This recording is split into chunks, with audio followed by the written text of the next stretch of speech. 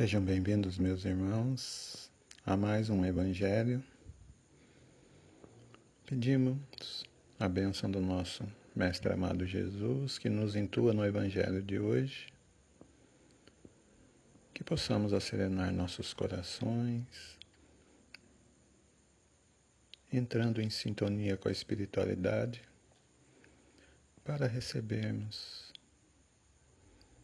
a influência benéfica dos nossos mentores, dos nossos companheiros espirituais que sempre estão a nos amparar nos nossos estudos, nos intuindo, nos orientando. Pedimos também aos nossos irmãos desencarnados que nos acompanham para ouvir esse Evangelho, que possamos todos, envolto numa luz de amor, de paz e de harmonia, nos prepararmos para o nosso Evangelho de hoje.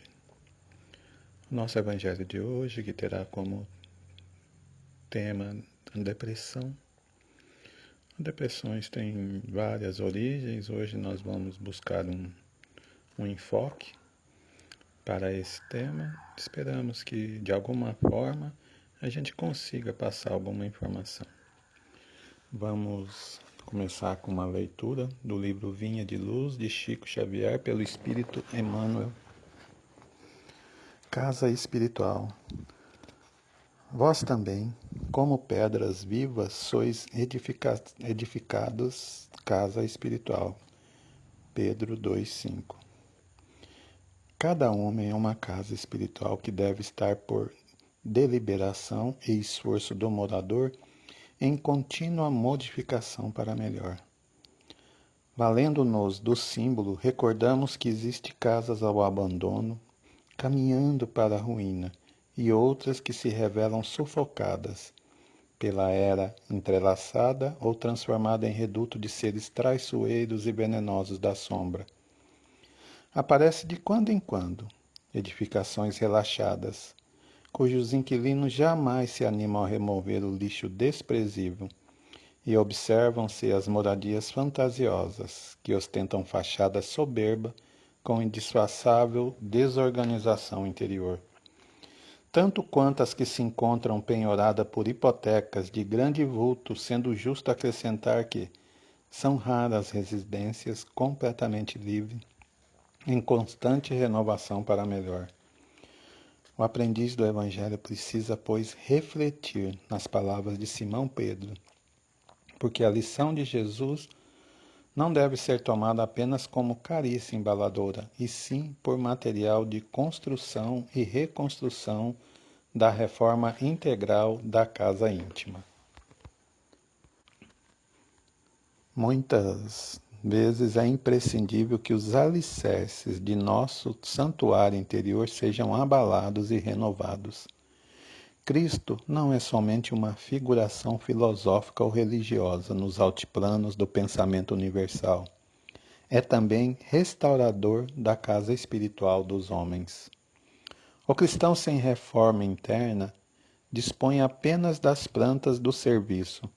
O discípulo sincero, porém, é o trabalhador devotado que atinge a luz do Senhor, não em benefício de Jesus, mas, sobretudo, em favor de ti mesmo. Jesus, amado querido, pedimos no nosso Evangelho de hoje que de alguma forma possa alcançar a todos aqueles que tiverem acesso a esse momento de ceia espiritual, através das mídias sociais, dos nossos grupos Prece Espírita Allan Kardec Original, Reflexões Diárias Portugal, Caminho da Espiritualidade, as páginas Osmar Pires, através do nosso canal Reflexões Diárias no YouTube, dos canais dos grupos de WhatsApp, Reflexões Diárias, Allan Kardec, Estudos, Tratamento Espiritual, dos grupos Caminho da Espiritualidade, enfim, de todas as formas, de todos os acessos que podemos ter a esse Evangelho de hoje, através das mídias sociais. Peço por todos os nomes que foram pedidos em orações nos grupos, os que foram anotados, os que não foram anotados.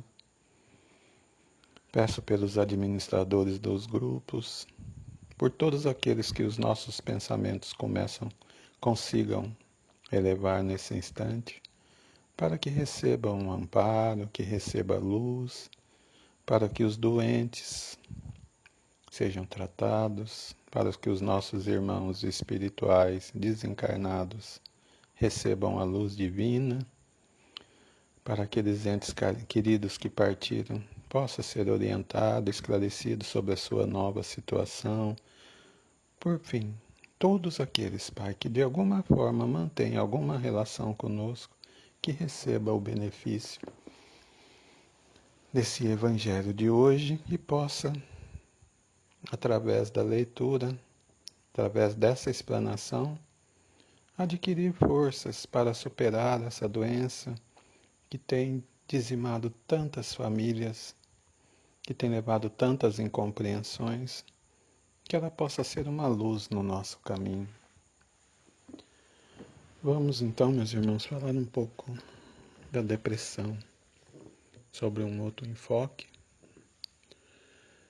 Hoje, antigamente, nós tínhamos muito pouco luxo, muito poucos a desejar.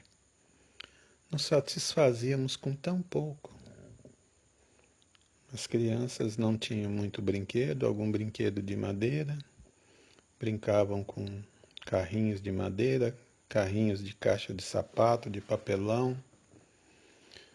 Os animais, as fazendinhas eram feitas de batata, de chuchu, com gravetos cercando, estradinhas de terra. Suas roupas eram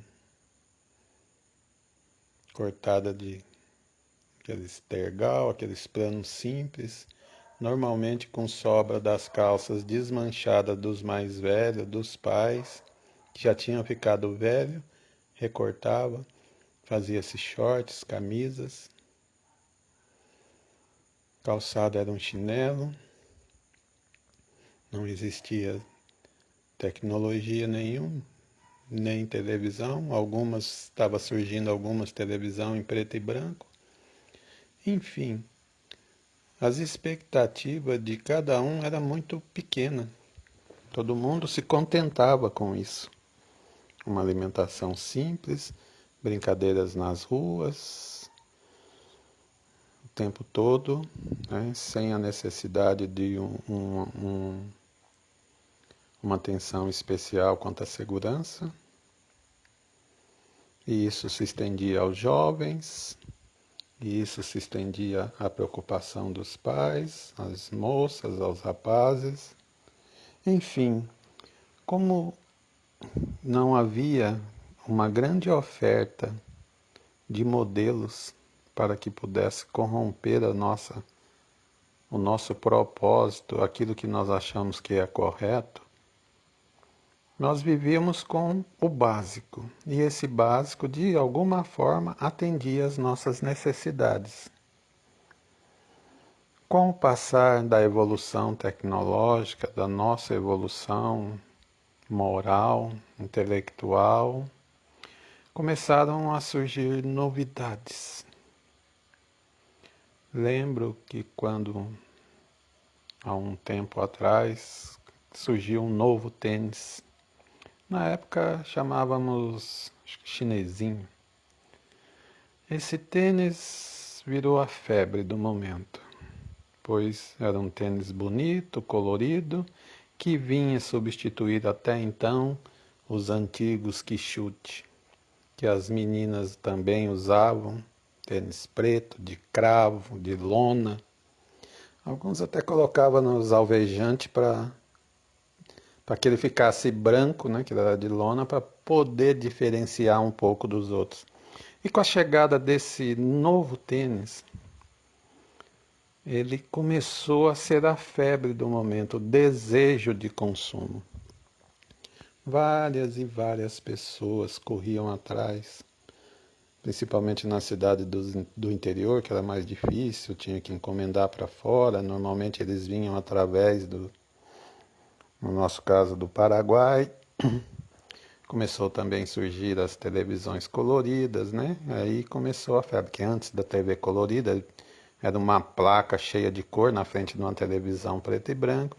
E com isso a tecnologia começou a vir, começou a aparecer calças jeans mais moldadas, calça ali. E tudo isso o mercado foi ampliando, foi ofertando. Saímos daquele período que não tinha nada e começamos então a ter uma oferta maior. E essa oferta veio crescendo, crescendo. E com o advento que nós estamos hoje da tecnologia, da internet, começou a surgir então pseudos modelos de beleza, de felicidade, de riqueza. Com isso, começa-se a juntar jovens que querem se espelhar nesses pseudos modelos, inclusive para os lados ruins. O tênis hoje virou artigo de luxo, tênis caríssimos, de R$ 800, R$ 1.000, mas que ninguém mais satisfaz de usar um tênis. Antigamente se usava um chinelo, hoje querem 2, 3, 4 par de tênis, um para cada cor, um para cada situação.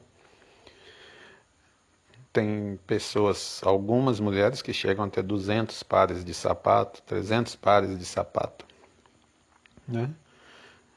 Entrou o celular, que antes era um telefone que se discava pelo um disco de uma rodela que ficava girando, fazia-se ligações via telefonista. Logo nós temos um celular com GPS que tira foto, que filma, que tem acesso à internet, que tem um computador, que faz tudo, que faz pesquisas de trabalho, que antigamente nós tínhamos um trabalho nas enciclopédias Barça, hoje nós conseguimos no Google.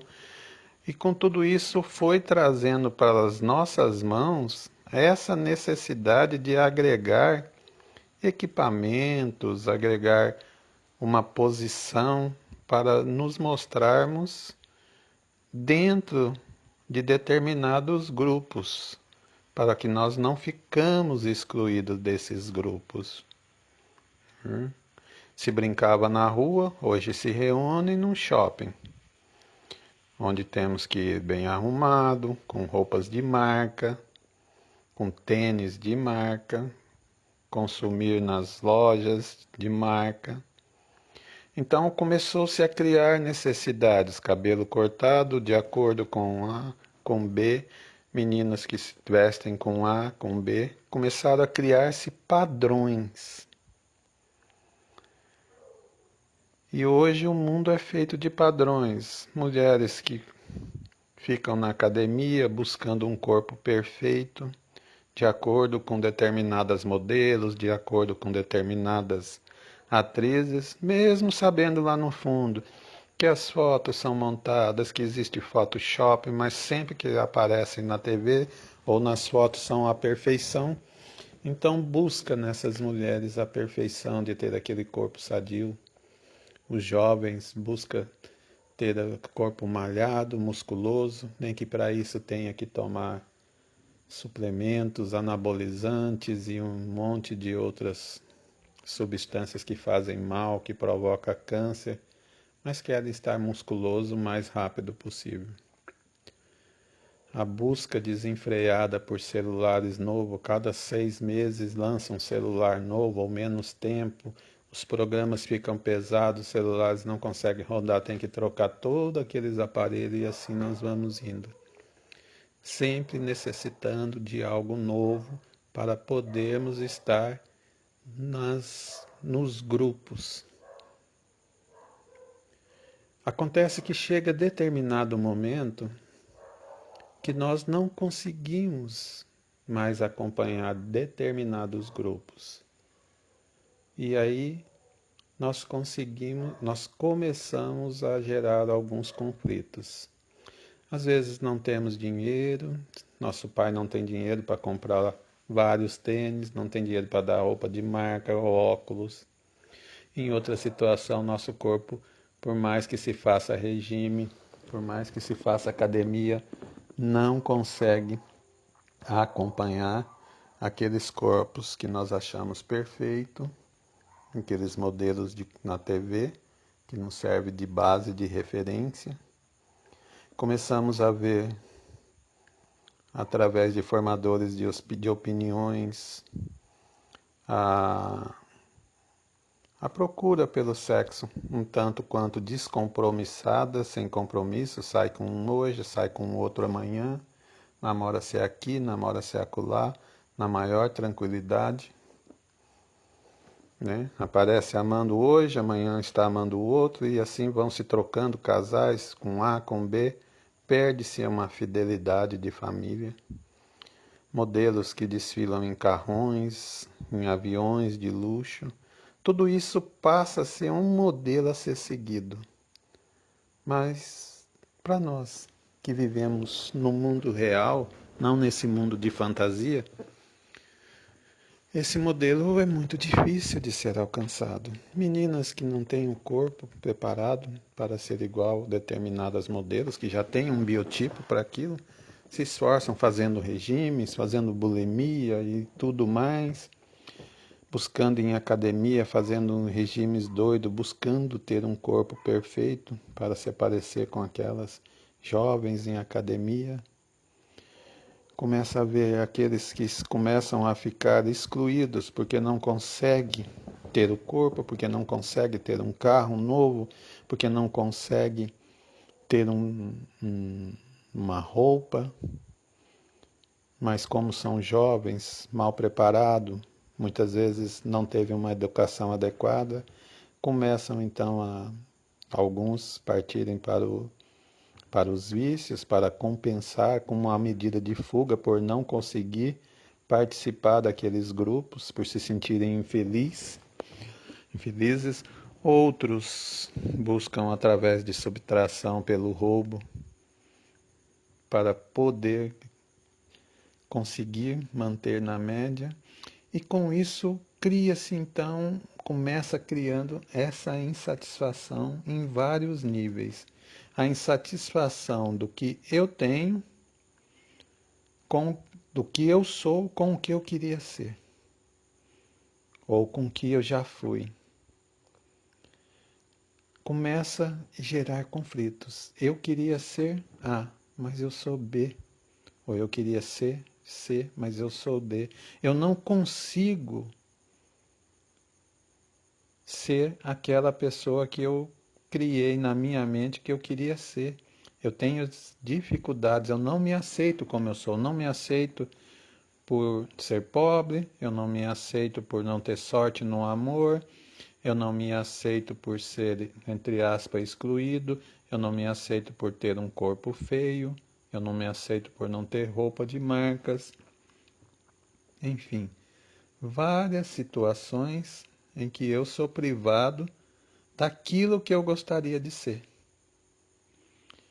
E conforme isso, esse conflito vai crescendo dentro de mim, eu começo a ficar amargo. Eu começo a enxergar as coisas com outro prisma, porque nada começa a me satisfazer. Tudo me contraria, porque não é o que eu quero. Eu quero viver outra coisa, eu quero ter outra experiência. Eu não estou satisfeito no meu casamento, eu não estou satisfeito no meu trabalho, eu não estou satisfeito com meus pais, eu não estou satisfeito com meus irmãos, eu não estou satisfeito na minha escola. Eu não ando satisfeito com nada. Tudo me incomoda. Porque eu queria ter outra vida diferente. Eu nasci numa família errada, porque o meu colega de escola que é feliz, que o pai deu um carro novo, ganhou uma moto, que usa roupas de marcas.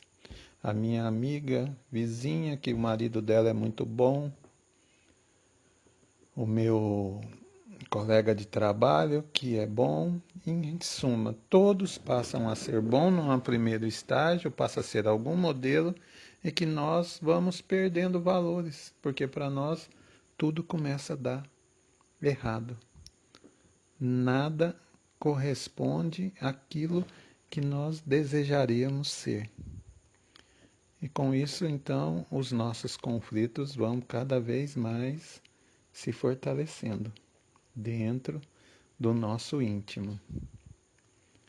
É triste perceber isso, mas essa ansiedade vai gerando alguns sinais e que aos poucos nós vamos passando a compreender a linguagem do corpo, começamos a ficar ansiosos, nervosos, roer unhas, balançar as pernas, e uma outra série de fatores que levam a perceber essa ansiedade, aquele não consegue ficar quieto, não consegue ficar satisfeito.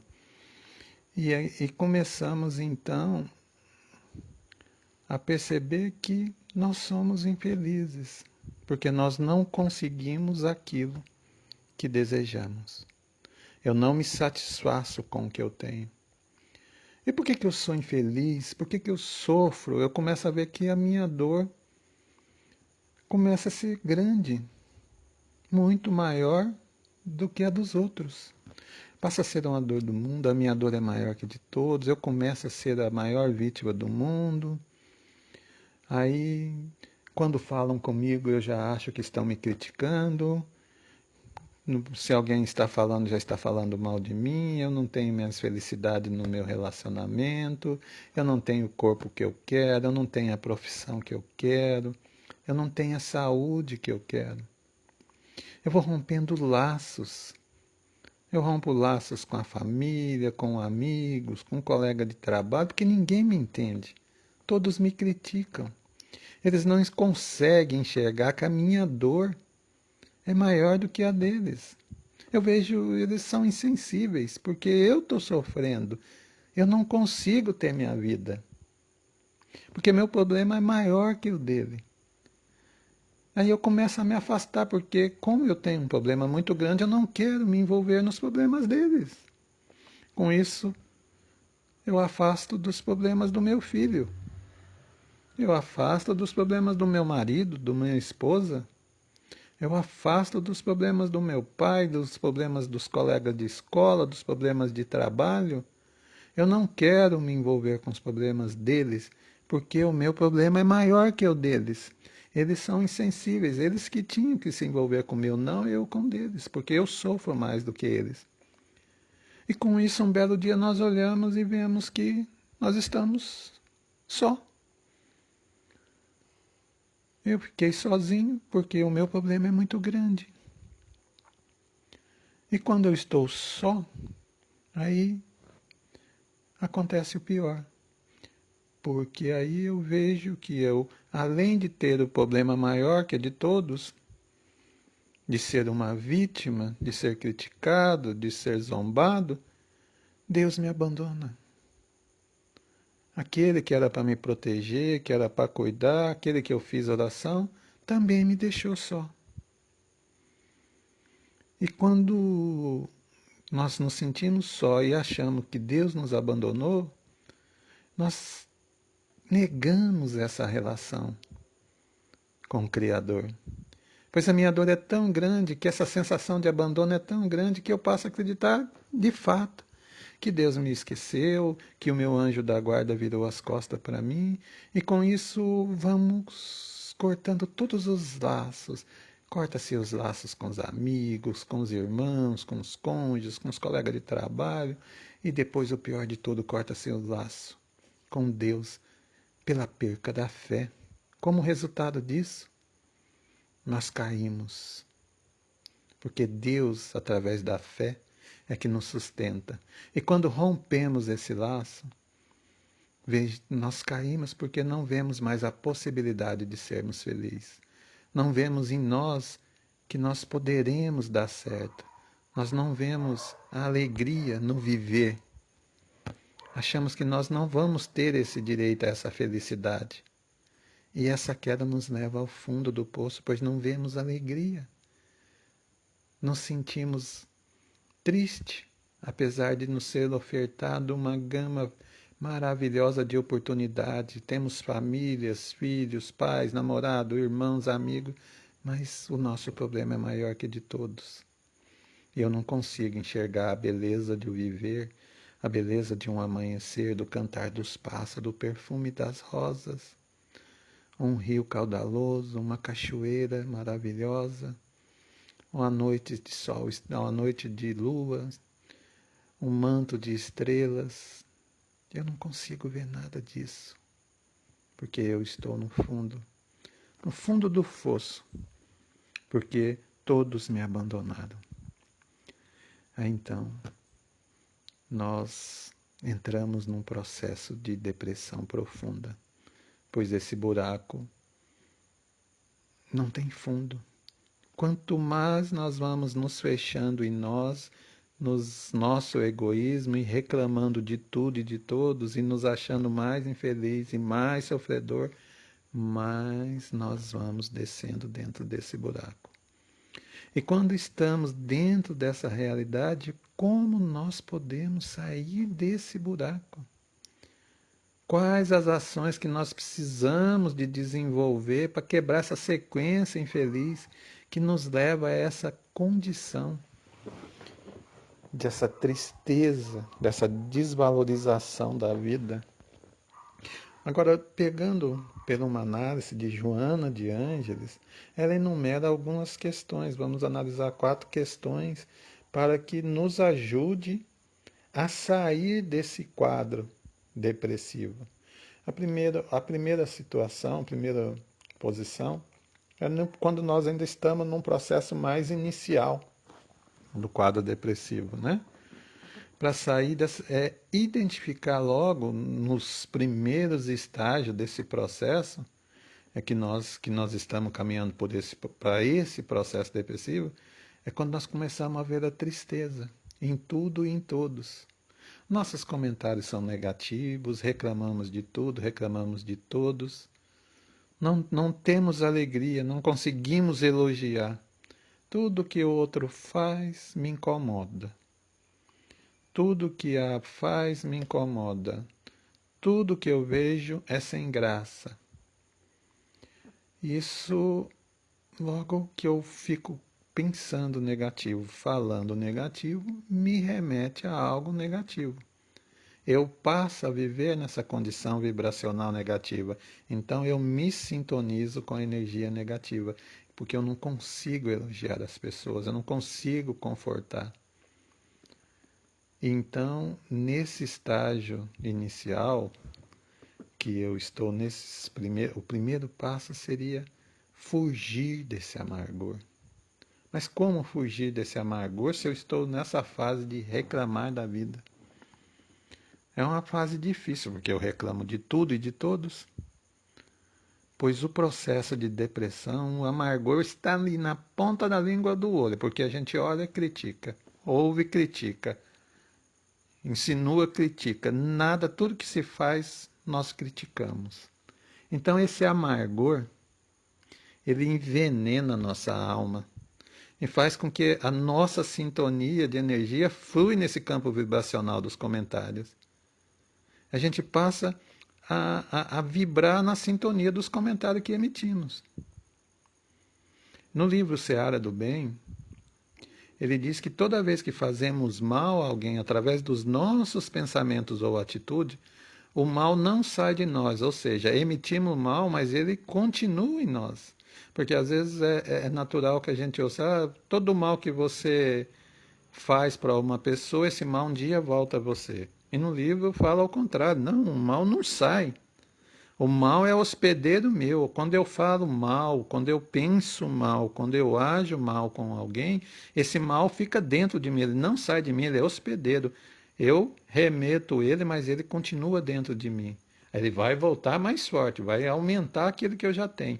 Mas ele não sai em momento algum. A partir do momento que eu penso mal, que eu falo mal de alguém, ou que eu desejo mal a alguém, esse mal passa a ser hospedeiro dentro de mim. Eu fico convivendo com esse ser indesejável dentro do meu corpo, dentro do meu coração, dentro da minha mente. E o mal não pode ser morador definitivo nos nossos lares. Existia um ditado antigamente que quando a gente queria que a visita saísse logo, colocava uma vassoura atrás da porta. O mal, nós temos que colocar uma vassoura atrás da porta. Nós não podemos ter ele como um inquilino direto. Então, é necessário. A primeira parte é que eu preciso que esse mal não se hospeda no meu coração. Eu preciso fugir desse amargor. Eu preciso parar de reclamar. Esse é o primeiro passo. Fechar a boca. Controlar as palavras. Orar e vigiar. Todas as vezes que me vem vontade de reclamar de alguém, não reclamo. Seguro. Para que eu não comece a viver nesse momento de crítica, de tristeza, buscar coisas que me agradam para que eu consiga superar esses momentos. O segundo passo, segundo Joana de Ângeles, é um pouco complicado, porque trata do nosso contato com a espiritualidade. Agora, como podemos ter um contato com a espiritualidade se nós estamos vivendo nesse amargor? Então, eu preciso de me espiritualizar como segundo passo. Mas, para me espiritualizar, eu não posso estar com esse amargor, porque senão seria só apenas uma casca, né? Espiritualizar-se não significa ter uma religião, mas se sentir filho de Deus, se fazer parte da humanidade, né? É preciso buscar de alguma maneira a presença de Deus na minha vida. Mas como que eu vou ter Deus se eu não tenho fé, se Deus esqueceu de mim? Fica difícil. Muitas vezes a gente fala, Pai, me dê paciência, me dê fé. A fé, nós não compramos elas, né? Como uma compra. A fé se adquire através da nossa aproximação com Deus, da nossa confiança nele. E a paciência, que quantas e quantas vezes todos pedem paciência, acha que a paciência nós vamos comprar uma roupa, como se fosse uma roupa, vai vestir a paciência e amanhã, pronto, estamos pacientes, veio embrulhado numa caixa. Não. Quando nós pedimos paciência, Deus nos dá os conflitos, nos dá as dificuldades, aqueles filhos, os cônjuges, os pais, os colegas de trabalho, o chefe, todos aqueles que vêm até nós trazendo os problemas, cobrando de nós, para que nós possamos exercer a paciência. Então, quando nós pedimos paciência, que Deus nos dê paciência, essa forma de chegar até nós será através de conflitos, porque aí sim nós exerceremos a paciência na compreensão daquele filho que dá trabalho, na compreensão daquele marido, daquela mulher, na compreensão dos pais que estão velhos, idosos, na compreensão daquele chefe que te cobra, do professor. É aí que nós vamos desenvolver a nossa paciência. Então, porque isso tem que nascer de dentro. Nós precisamos de entender, isso é fundamental, que o processo de espiritualização não é um processo que vem de fora para dentro, mas é o contrário, ele tem que vir de dentro para fora. Nós precisamos de sentir a presença de Deus dentro dos nossos corações, não imaginar aquele ser velhinho lá no céu nos aguardando, muito distante, não. Deus tem que habitar no nosso coração, dentro de nós. Mas como sentir Deus dentro do meu coração se tudo está escuro à minha volta? Aí a doutrina dos Espíritos nos diz que a fé tem muita relação com a nossa forma de viver. Se nós nos trancamos dentro, a nossa fé vai diminuindo até nós cairmos, como já citamos. Mas quando nós nos abrimos para o mundo, né, com essa forma de nos relacionarmos com Deus e com as coisas que vêm de Deus, a nossa fé vai se ampliando. Então, eu tenho que deixar de olhar para as minhas dificuldades, para as minhas dores, para os meus problemas, para os meus conflitos e começar a expandir o meu olhar, né? Começar a ter uma visão melhor, olhar para outras dificuldades, para outras situações que não a minha. Aí é comum que as pessoas às vezes falam para as pessoas depressivas, você tem que ir num hospital, que lá você vai ver doente, você precisa de ir num asilo para ajudar os velhos, você precisa de fazer aquilo, que aí vai ver que sua vida é muito melhor e que os outros estão muito pior do que você e sua depressão vai acabar. E de fato, a ida a esses centros de atendimento, a essas ONGs, a esses hospitais, de fato vai nos mostrar realmente que existem pessoas em condições muito, mas muito piores do que a nossa. Aquilo que às vezes nós achamos que era o maior sofrimento do mundo, não é nada perante o sofrimento daqueles que nós vamos encontrar nesses lugares. Mas não é só o fato de vermos ele naquelas condições, muitas vezes subhumanas, que vai nos transformar. É preciso que nós nos comovemos com ele. Que quando a gente comove, a gente se emociona. Quando a gente se emociona, aquele germe da fé brota e faz com que eu sinta o amor, faz com que eu me conecte com o amor de Deus. E aí eu procuro ser útil àquela pessoa, apesar das minhas dificuldades.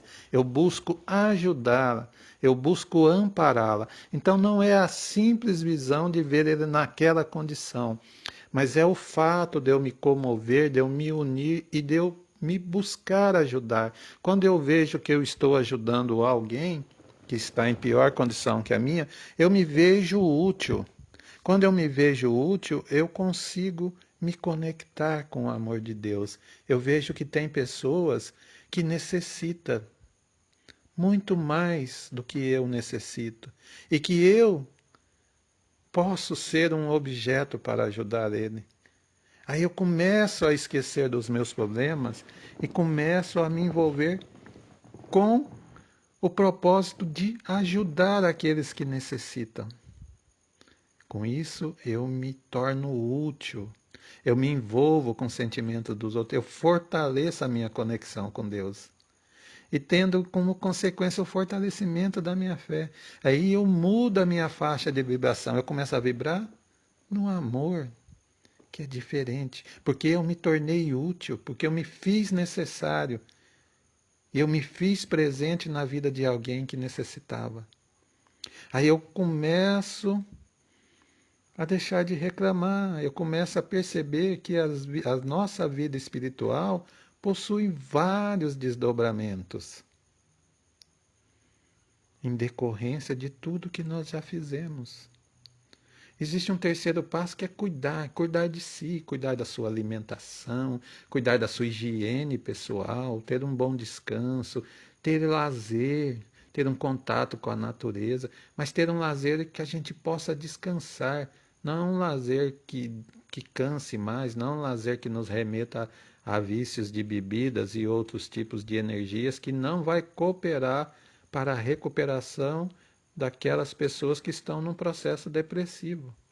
Então, cuidar, levantar a autoestima, se arrumar, tomar banho, cortar cabelo, dar uma volta, esse é um passo muito importante. Existe um quarto passo que é o conjunto disso, que é o exercício da compaixão, é a capacidade nossa de nos comover com a dor do outro, de nos relacionarmos com a espiritualidade, pararmos de reclamar da vida, procurar sentir-se filho de Deus, sairmos, dar uma volta, olhar a natureza, sentir o perfume das rosas, ver o cantar dos pássaros, sentir a brisa do vento, o calor do sol, tomar vitamina D. Vitamina D é muito importante para vários tipos de processo depressivo. Nós precisamos nos vincular à espiritualização na medida que o nosso esforço de compaixão vai sendo empenhado. Buscar olhar os outros né? Ficar mais suscetível com as dificuldades do outro, a se entregar mais ao outro, não ao contrário, quando a gente se fecha no egoísmo e fica fazendo o papel de vítima. Nós precisamos ter a certeza de que Deus nos deu a vida para sermos felizes. E um dia nós seremos felizes. É nossa rebeldia, nosso egoísmo que atrasa todo esse processo. Mas mesmo com tudo isso, sem exceção, um dia nós seremos felizes, nós seremos anjos. Cada um exclusivamente a ter seu tempo, de acordo com a sua força de entrega, de acordo com a energia que se envolve para obter esse resultado. Mas vamos amar. Deus, nosso Pai misericordioso, nos entregou uma dádiva da vida. Temos um amanhecer a cada dia para recomeçarmos, para nos afastarmos desse buraco que nós muitas vezes entramos pelas nossas atitudes. Que possamos nos fortalecer no seu amor, na sua compaixão, amar Deus acima de tudo e ao próximo como a nós mesmos. Precisamos nos envolver mais, nos unirmos, nos amarmos mais. Compreender que aquilo que chega até mim, eu tenho que viver naquela situação, tenho que buscar o melhor, sim, mas saber compreender que modelos, estereótipos que são colocados pela mídia, nem sempre aquilo é o melhor para mim. Eu tenho que ter a minha realidade. Eu não posso querer ser aquilo que eu não tenho condição de ser. Eu tenho que ser aquilo que eu posso me valorizar a ser, aquilo que eu posso, de alguma forma, contribuir na melhora da minha família, na melhora dos meus amigos, levando paz, levando harmonia. E buscar sempre a espiritualização, buscar sempre Deus no nosso coração, compreender o amor dele infinito por cada um de nós. É necessário em todo o processo depressivo também que se tenha um acompanhamento profissional, né? Precisa de um psicólogo, um psiquiatra, é necessário uma boa alimentação, exercício físico, leituras edificantes, conversas edificantes, sono, noites de sono bem dormidas, se desligar mais cedo das mídias sociais, fazer orações diárias, fazer o evangelho no lar, evitar vícios de qualquer natureza, tabaco, álcool, drogas químicas, pornografia, evitar brigas, dissensões, né? São conjuntos de atividades que possam surtir efeito na nossa melhora. Isso é o que nós tínhamos a falar sobre esse tema hoje. Vamos nos preparar para o nosso encerramento. Jesus misericordioso, estamos encerrando mais um evangelho, pedindo que retire das plantas medicinais todos os elementos necessários para colocar nas águas que aqui foram postas, transformando essas simples águas nos lenitivo para as nossas dores, um bálsamo regenerativo para o nosso espírito e para o nosso corpo. Pedimos ainda, Mestre querido, que olhe pelos doentes nos leitos de hospitais, que olhe pelos idosos nos asilos, pelas crianças nos orfanatos, pelos órfãos de pai vivo. Que olhe pelos andarilhos, que olhe pelaquele pai, pelaquela mãe que está desempregado e não tem como prover de alimento os seus filhos. Que olhe para os casais que estão se separando, que a família possa ser unida. Que olhe por todos nós, que olhe nos presídios para os nossos irmãos, que olhe pelos governantes do nosso país, que olhe por cada membro, por cada pessoa que esteja ouvindo. Derrama suas bênçãos de luz em cada um. Graças a Deus, que Deus seja louvado.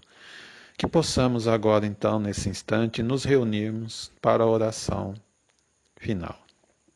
Respirem fundo, sinta a presença da espiritualidade ao lado, sinta o amor nos envolver. Emissários de Jesus estão conosco nesse instante, unindo-se a nós para que possamos, na oração do Pai Nosso, promover a comunhão entre o plano físico e o plano espiritual. Pai nosso que estais no céu, santificado seja o vosso nome, venha a nós o vosso reino, seja feita a vossa vontade, assim na terra como no céu. O pão nosso de cada dia nos dai hoje. Perdoai as nossas ofensas, assim como nós perdoamos a quem nos tem ofendido. Não nos deixeis cair em tentação, mas livrai-nos do mal. Amém. Porque teu é o poder, o reino e a glória para hoje e sempre. Que assim seja.